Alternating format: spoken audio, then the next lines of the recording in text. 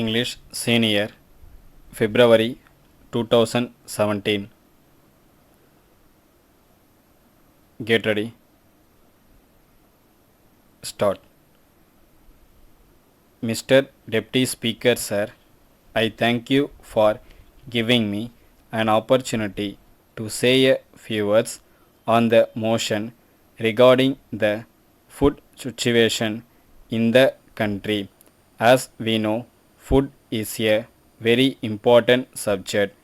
Unless we pay necessary attention to this problem, in spite of the progress that we may make in other fields, it will take many years for us to tackle the food problems effectively.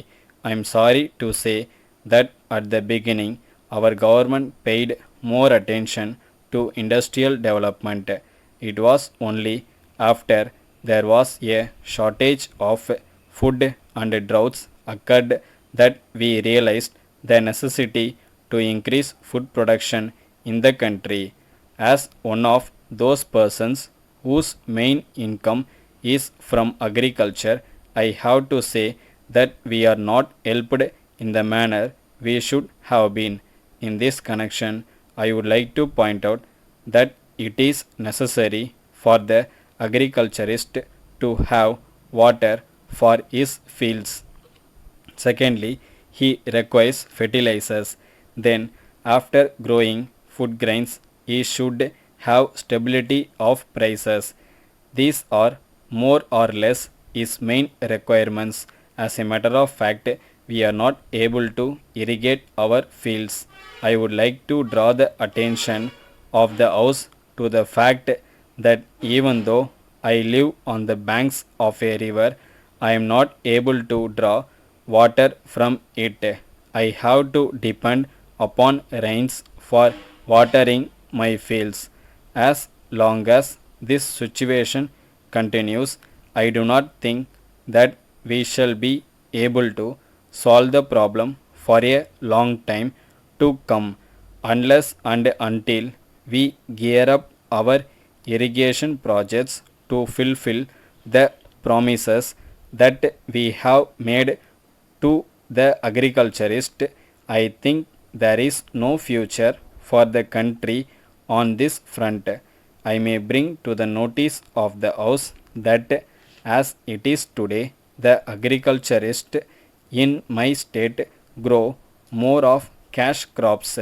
This is the state of affairs in one of our progressive states. Many other states want to increase the production of food grains, but for lack of water, they are not able to do so. We must realize that water is a must for every field, and unless that is attended to, any amount of appeals here or outside will not work. The second necessity of an agriculturist is fertilizer. So far as this concerned, I have to point out that it is met only in a small way. There are only a very few fertilizer factories in the country and they have just begun to operate. Then I would like to bring to the notice of the House that the greatest demand of the farmer after he grows food grains is a fair price for his produce. We are aware that we have organizations of industrial workers and others. We have political organizations also. But at the same time, in this country, there is no organization of farmers.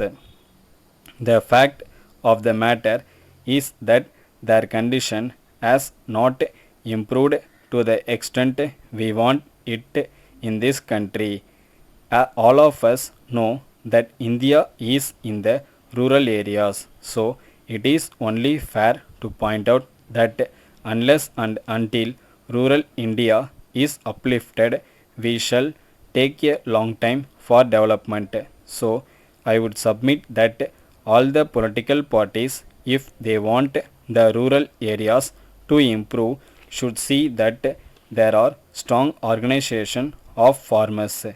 I would like to point out that I have said again and again in this house that there should be a rural forum for the improvement of the condition of the farmers. Letter from Thiru S. Raghavan, Secretary to Government Public Works Department, Chennai, to the Chief Engineer, Public Works Department, General, Chennai. Sir, I wish to draw your kind attention to your letter of the 20th ultimo.